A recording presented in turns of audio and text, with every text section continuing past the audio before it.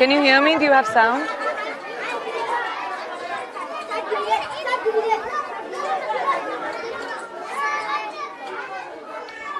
Hello everyone, I'm Priyanka Chopra and I'm live today from Cox's Bazar, Bangladesh.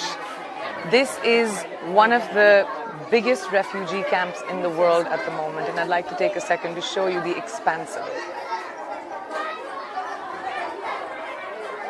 As far as my eye can see, all I see is makeshift huts and makeshift homes for almost 700,000 people that have fled Myanmar to seek refuge. Out of these 700,000 people, more than 700,000 people, 60% are children. That is almost 400,000 children living in these circumstances. It does not matter to me where a child is from, what a child's circumstances are, or what a child's religion is, or caste is, or creed is, or where they come from. To me, a child is a child, and every child deserves the right to a future. No child deserves to live in the conditions I have seen children live in refugee camps. It rained today.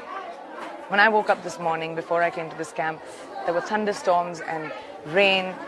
And the upcoming monsoon season, which is a period of time in this part of the world where you have torrential rains and cyclones, and it floods out cities sometimes.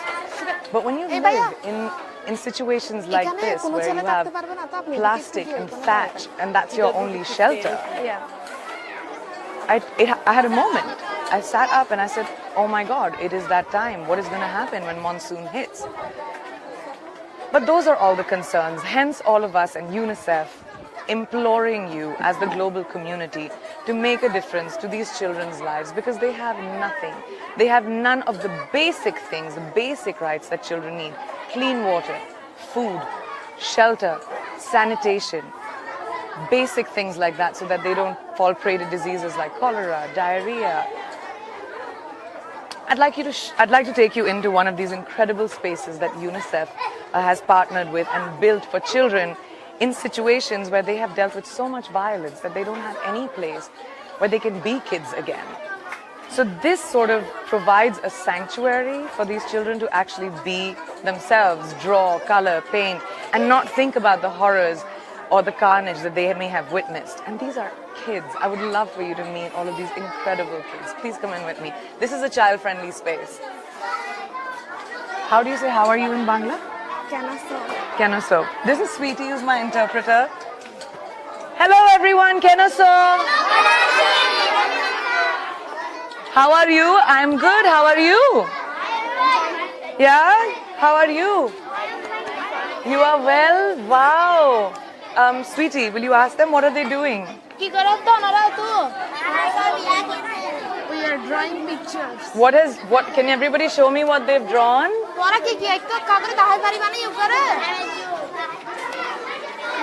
Wow. Ask her what is that, a helicopter? And this is your house? In Burma? As you can see, the children are still drawing helicopters, spraying bullets at them and their homes and their families. Wow, so good. So good. Very good. As you can see, these children are just really trying to be kids. They're having fun, they get dressed up in clothes, they draw, they laugh, they play with each other, and all they have is this space to do that in.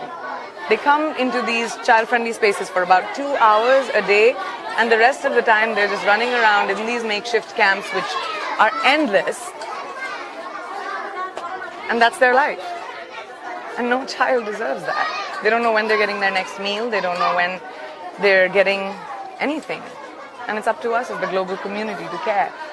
We need to care. The world needs to care, because these children can be a completely lost generation. Well, I thank all of you for being a part of this Facebook Live for me, so I can share with you the experience of what I have seen and how much these people need our help as a global community. Children who deserve to have the right to a future, deserve to have the right to dreams. Anyway, now I'm going to take a few questions because there have been a lot of questions that have been coming up and a lot of you seem to be very interested. It's extremely hot, as you can see. James's first question is, what is it like in the camps? So hot. It is extremely hot. Even though these are thatch walls, extremely hot temperatures, no access to clean water. All their latrines are almost very close to freshwater sites like hand pumps and etc. So when the rain comes down, the latrines flood up and they contaminate the fresh water and their drinking water and spreads disease. They literally live in, because it's a very conservative community, they live in very closed thatch homes with no windows and just made out of bamboos and plastic, and with no jobs and no access to anything. And the children are just running around trying to find a moment to understand what just happened to them. Second question. Kazia Swelling on Twitter, what can society do to change the reality of these people? I'm going to say it, but I think society needs to care. I think the most important thing is compassion. It does not matter where a child is from, what his forefathers have done, or what his or her circumstances are, or what his religion is. Your compassion needs to be to children. And I think society needs to show its compassion towards children, and not just these children in this refugee camp, but refugee children all over the world, because they didn't ask for it. They deserve our help. Iftu, how you met many kids during your field visit with UNICEF. What is the one thing that you have learned from these children? I have had the good fortune of working with UNICEF now for 12 years, 10 years in India, doing some amazing work with UNICEF India, with the children in India, which warms my heart. And then I have traveled with, as UNICEF's global ambassador to Jordan to visit Syrian refugees, now to the Rohingya camps in Bangladesh, Zimbabwe. And the one thing in common that I see with all children around the world is how much they want to be educated. Like if you ask any of them, what is your dream? They'll say, I want to go to school. They'll say, I want to be, like I met this kid just yesterday and he wanted to be a journalist. And this is in these camps where these children have never had an idea of a future, but now these children are actually getting access to basic education by being in Bangladesh, because the country has opened up its doors so incredibly to so many people, and so some wonderful non-profits and UNICEF have come together to provide basic education to these children. And now they have aspirations and dreams, which is so great for us as a world. So he wanted to be a journalist. And I asked him, what will you tell the world if you become a journalist? And he said that when countries fight, it's bad for everyone. That's profound, isn't it? From a 5-year-old. All right, the next question. Samna Vasilda. Do you ever get heartbroken by the situations you see? Yes, Samna, I won't lie. I mean, it's not easy. It's not easy to see children in circumstances like this and not be able to do much. I mean, I get a lot of people saying, why don't you adopt a whole class of children and bring them back to your home? Or why don't you do that? Or why don't you do this? That's not the answer. No amount of contribution from your end or my end no amount is too small.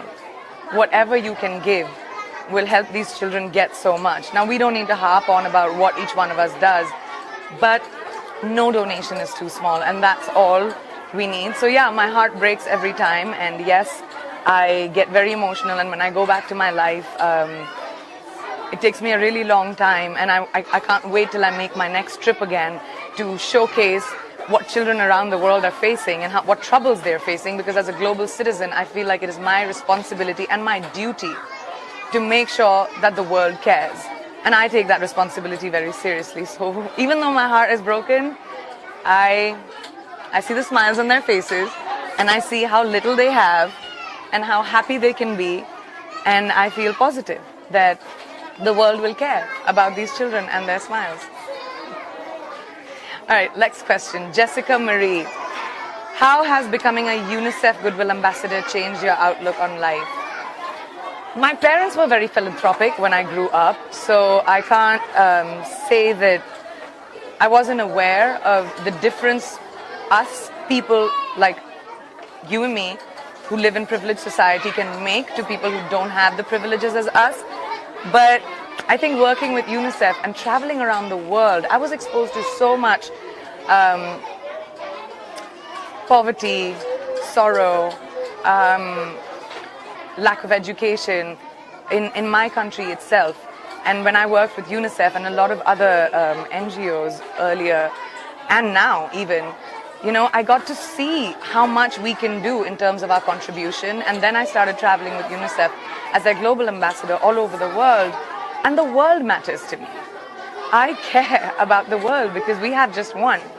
So the outlook on my life has changed, that children all over the world matter. Whether it is my own country, India, whether it is in the country I live in, which is the US, or any of the countries that I travel in, children matter. And your compassion towards children matter, not their circumstances. So that's the outlook that's changed for me. Oh, hello, Henrietta, UNICEF Executive Director, Henrietta 4. We're very excited, thank you. What is the greatest need you see amongst these Rohingya children? That's a really difficult question because I think their need is for everything that children require to grow up. Their basic need for food, clean water, sanitation, education, clothes, shelter, just every single thing that you would need from a child, for a child to grow up adequately and not have a stunted growth, is what these children need. They don't even know when their next meal is coming. So I think the greatest need, especially with the impending monsoons coming up, is the entire world caring and donating whatever little you can, so that we can at least make sure that the structures that have been created, these makeshift structures that these children are living in with their families, when they get flooded, or maybe they don't get flooded because we make them concrete, but when they get flooded, that we have the ability to rebuild that so that they can live in a safe sanctuary. I think that is most important. Pooja Gupta, how do you control your emotions when you see the struggle of these children? Because my emotions are not as important, Pooja, as what they are going through. I may feel sad. I feel sad when I'm talking to you about it right now. But they don't deserve to see that because they've seen horror and carnage and a life that you and I probably could never imagine. And just hearing their stories, like yesterday, a 16-year-old girl told me a story about how she was pulled out of her hut after her sisters were raped and threatened at knife point, and she fought back, she clawed people, and then she was let go because she fought back. And I asked her, I said, what gave you so much strength? And she said, if you're born, you will die. And I'm not scared to die today, but I will not let someone take away my dignity. That inspired me and moved me. But to see the strength of these children, I'm nothing. I'm just a means to an end. I am just someone who's trying to show the world and give access to the world and show them what these kids need. I'm just the means to an end. Romaine Thomas from Canada, what brought you into this role and what's the impact you can bring? So Romaine, that's a really interesting question. What brought me into the world was I became a public person when I was 17 years old, and I realized that having a platform where people listen to me can probably be one of my greatest strengths. And I decided to use that platform to amplify the voice of people who might not have access to that voice, or amplify the needs of people that may not have the ability to reach out to you or anybody else in the world. And that's how I decided to use everything that has been given to me. Like I said, I'm just a voice. I'm just a means to an end. I'm just trying to highlight the needs of people and children, especially around the world. And I think the impact I'm trying to bring is to make the world a more compassionate place, and not to think about what a child is coming from, or what his history or her history is, what the circumstances are, what his parents have done, or what where he comes from, I think the most important thing is to just think of a child as a child. And the world needs to have that compassion. We cannot divide children with religion and culture and country and creed. We have to see children as children. So that's the impact I hope I can have. Kitan Smith, how do you go home feeling? Do you go home feeling you did enough? Never. I go home feeling like I tried, but every time I go home, it takes me about 2-3 days to sort of recover a little bit. And then I'm on the phone with UNICEF again saying, where are you taking me next? Where can I go? Where can I help? Where do you need me? And I'm ready to go. I think that's the feeling I take home, is most of the kids that I meet and I share my time with, they keep a very special place in my heart. And they've really changed me. Simon from London, what do the children do in the camps? That's such a good question, Simon. Kids come and spend time for about 2 hours or so in these child-friendly spaces. Otherwise, they're usually at home. They do a lot of chores, especially the girls, and the boys sort of run around, help their family in the little shops that they have, in the markets that they've created, to maybe try and help their parents or their fathers to earn. But mostly the kids don't really have access to anything. And even the learning centers that the UNICEF has provided, because of lack of space, these kids don't even have, they're up to capacity.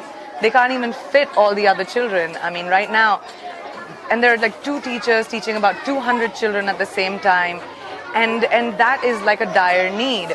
And also the education that these kids get is not formal education. They get basic education in Burmese, English, and math.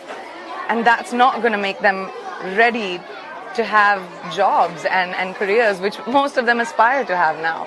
So the access to education and a curriculum is extremely critical for these children.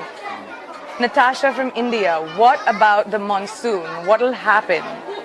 So that's a really good question, Natasha. Like this morning, I know it was raining, and when I woke up and I looked outside the window and it was rain. And the first thought that came into my head, because I've spent 4 days in these camps, was what's going to happen to this? What's going to happen when it rains? What's going to happen to like all of this? I can shake it with my own hand. And this is not like, I'm not even, this is what happens if torrential rain comes down. They have cyclones here. And these camps, you have to know, are built on hills which were deforested. So there's dangers of landslide, mudslides, and these houses being caught in that, and people being caught in that. Monsoon season's coming up. So that is why it is so important right now for you all to get involved and donate and help us reinforce these structures. Melissa, this motivates me. Thank you. How can I help? Oh my God, you can help so much. Please go to unicef.org and you'll find out everything that you need over there. Donate your time, donate your money, donate your compassion. I'm so glad you asked that question. Thank you, Melissa. Well, I have to go and spend some time with these kids and then fly to Dhaka. So I'm going to wrap it up now. But thank you so much for sharing this with me. This has been such an incredible experience. I go back a changed person, and this reinforces my faith and belief that children around the world will always have my help and support. And now I need yours. So thank you so much, and I really appreciate you being here. Thank you. Sweetie, can you tell them if we can draw together? Hi. क्या बनाया? हाँ? सभी आके दीवारी बनाए? शिकाय बारी बनाए? So, no, I can do that. ये तुमने बनाया? हाँ, इसको green बनाया?